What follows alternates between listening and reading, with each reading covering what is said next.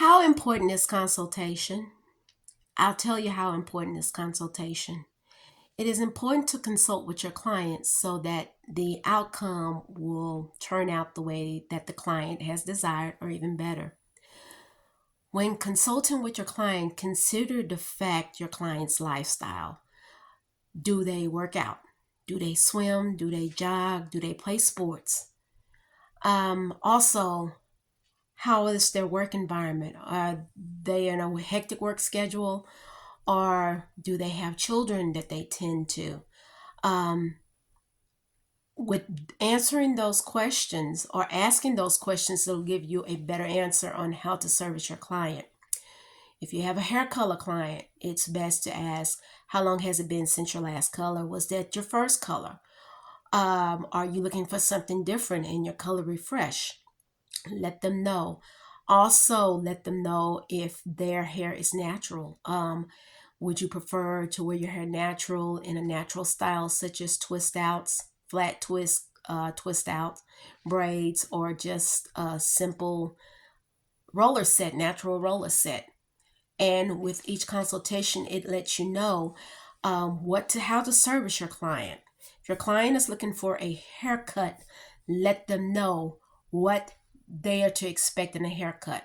If they're looking for their haircut, let them know, hey, how much, meet me halfway. How much are you willing to take off the ends? An inch, a half inch, an inch, or 2 inches. Sometimes if you show them exactly where they will have their hair cut, it lets them know, okay, I can go a little further, or 2 inches will be just fine, or 1 inch will be fine, or a half inch. Now, a trim is something I don't know. It depends. If you're doing a little dusting, that can be feasible. But if you do at least half inch to an inch off of the ends, it makes a huge difference in the outcome of the hairstyle. When working with color treated hair, always suggest color treated products: color care shampoo, color care conditioner, a deep conditioner. Why? Here's the thing: when you're doing a color process, you're taking out valuable nutrients from the hair when you're lifting, or even if you're depositing. The conditioner and the ingredients in the color care shampoos and conditioners will help bring those back that was pulled out during the coloring process. Natural hair. If the hair is dry, you'll want to get a moisturizing shampoo and conditioner and a steam treatment or deep conditioning treatment. They can do the deep conditioning at home as well as the steaming treatment if they don't want to come to the salon.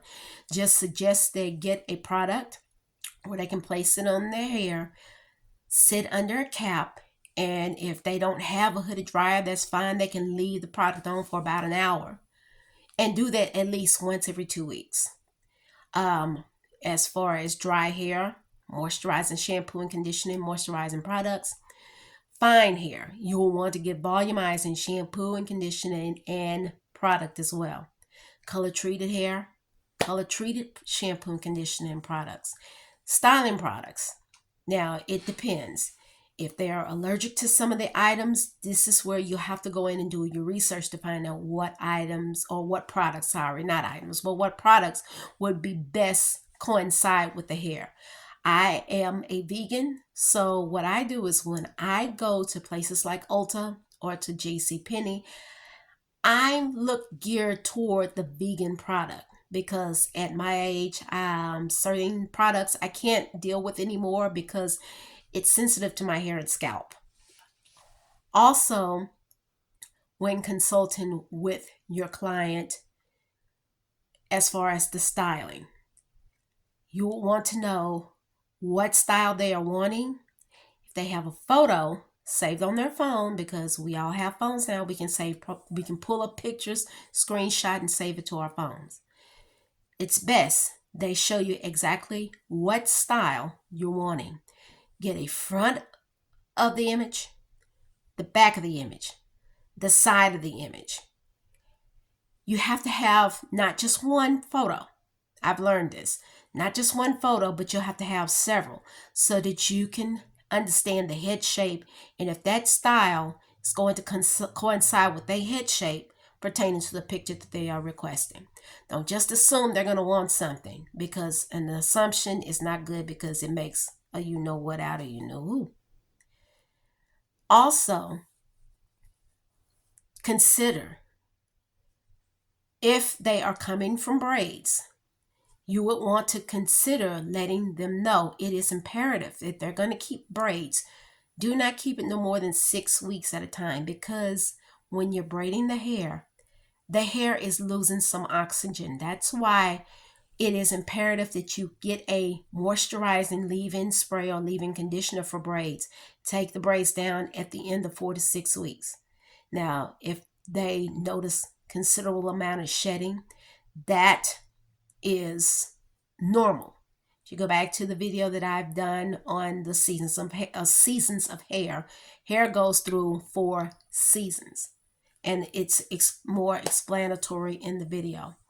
But when they come out of braids and they notice a lot of shedding, just let them know.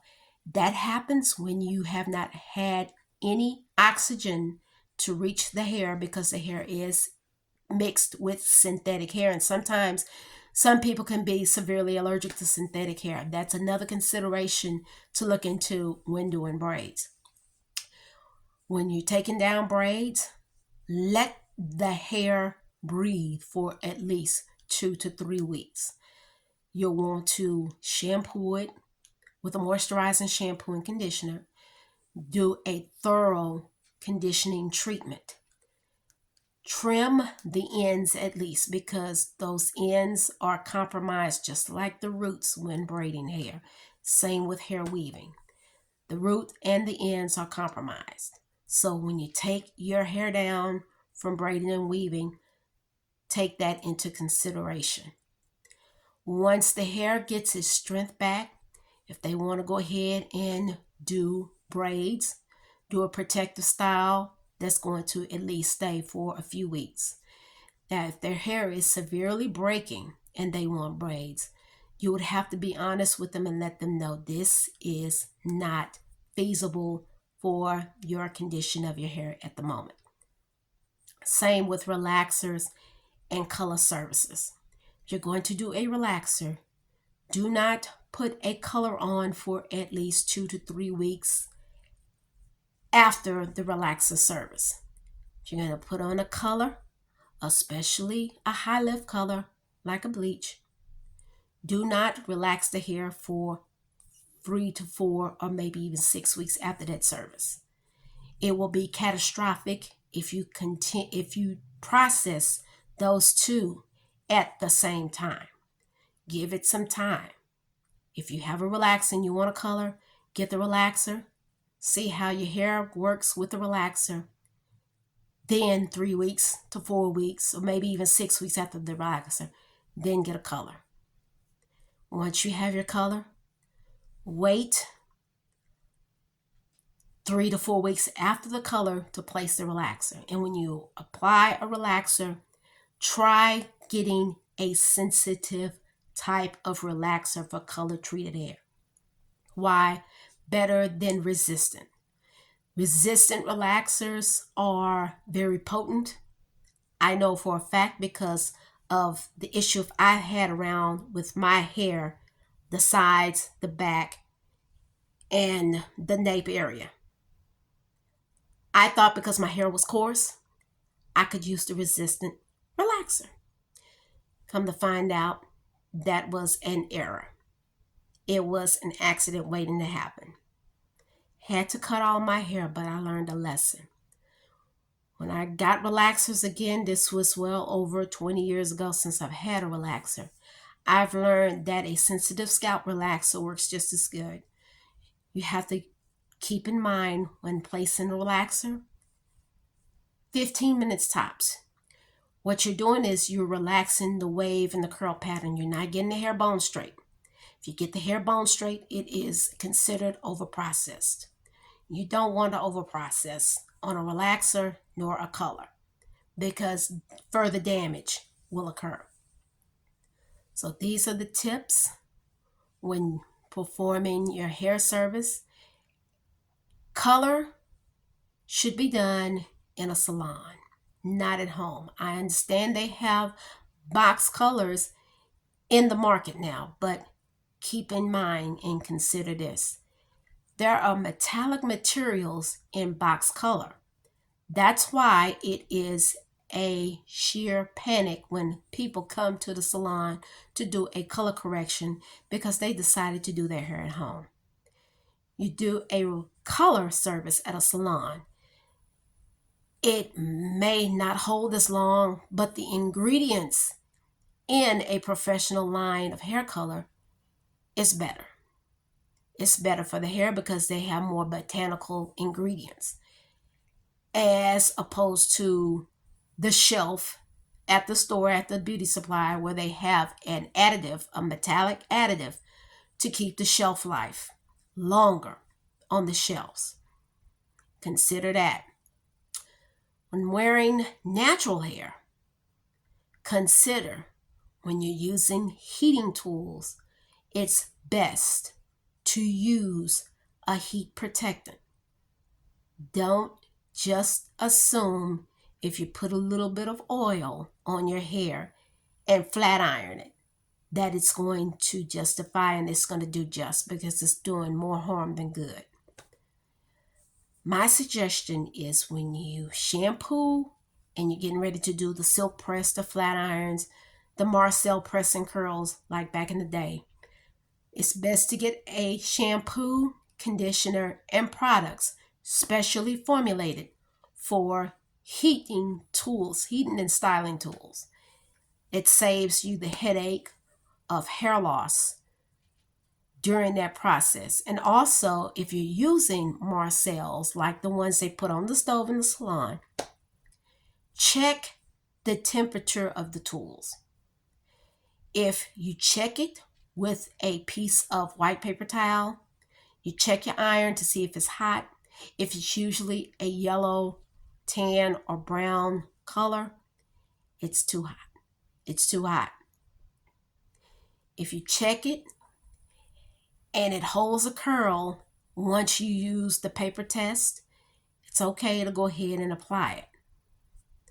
Also, when using hot tools, if you're using a spray, use a spray that is formulated for heat styling. Now, I know a lot of people have used spritz in the past, but spritzing heat, it creates breakage. So if you're going to use heating tools, use the applicable heating appliances when styling your hair with heating tools. Last but not least, when you're at home caring for your hair, or if you're sending a client who's going to go home and care for their hair, give them step-by-step instructions on what they can do. If a person is coming into your chair and she wants the curls, show her the best way to maintain those curls. Pin curling and pinning the hair is by far, from what I've known, the best suggestion to use to curl the hair at night. Also, use a satin bonnet, a satin beanie like one I have, or a satin scarf. Why? Because if you're laying on a cotton pillowcase with your hair, it's going to cause friction between the cotton pillowcase and your hair, and you don't want that. Satin is going to get more of a cooling effect. It's going to give a slip in your hair. No problem. You can unpin those babies, finger comb your hair, and you're out on the go. Summertime is around the corner. Going swimming is the big thing here in Texas because we have that hot weather, hot weather. It's imperative that when you get shampoo, try to see if you can find a shampoo that is relatable to when you're going swimming, something that is going to be mild and easy on your hair, but at the same time, get out those additives. A good clarifying shampoo would be the best shampoo to use. Now, I've heard tea tree oil shampoo was a pretty good clarifying shampoo, But I would probably do the tea tree if the scalp is on the little bit of the itchy side. But if your client is saying, I can't do tea tree because it irritates my scalp, try the first shampoo with a clarifying shampoo. I think Paul Mitchell has a good clarifying shampoo, and I believe it's Paul Mitchell Shampoo 1. I'm not so sure. Shampoo 1 or Shampoo 3. I'm not so sure. Use that shampoo as a first shampoo. Get good into the scalp. Don't scratch the scalp with your nails, but gently massage with the tips of your fingers. Then go back and shampoo again with the appropriate shampoo, be it moisturizing shampoo for moisture, volumizing for volume, or color treated for color shampoo. And even fortifying shampoo is good after you use some clarifier if your hair is breaking. So those are some of the tips that I have. I tried not to be here as long as I did. 16 minutes is not bad for me to present this video. What I will do is I will start posting videos at least twice a week. I'll do a short and then I'll do a regular video with hair tutorial, including cut and style, and also a makeup tutorial to show you the products that I use to cleanse and moisturize, and light makeup tutorial, nothing much. So that's it as far as this video. I'm going to try to do more videos. I haven't been able to do them in a while because of work and time constraints, but I have to stop making excuses and just start creating content, engaging in those who will need help, because I've been there. I've cried, and the best way to help those is to put myself out there. So with that being said, thank you so much for viewing this video. Like, share, subscribe, and comment. Any negative comments, I'm just going to read them and go over them like water off a duck's back. Informative comments, that's fine too. Check out my website at www.fgbvtoth.com. I will be displaying photos and images, and a product line will come out soon. Right now it's in the trying out stages. I do have product, I just don't have my name on them yet. And the reason why is because I want to try the products out first. I've tried 3 different sets of vegan products, and so far, my 3rd set, I'm pretty much okay with it. But, if I see something I like, then we'll see where we'll go from there. But in the meantime, thank you so much for viewing this video. You have a blessed evening, and I will see you again in a couple of days with another video.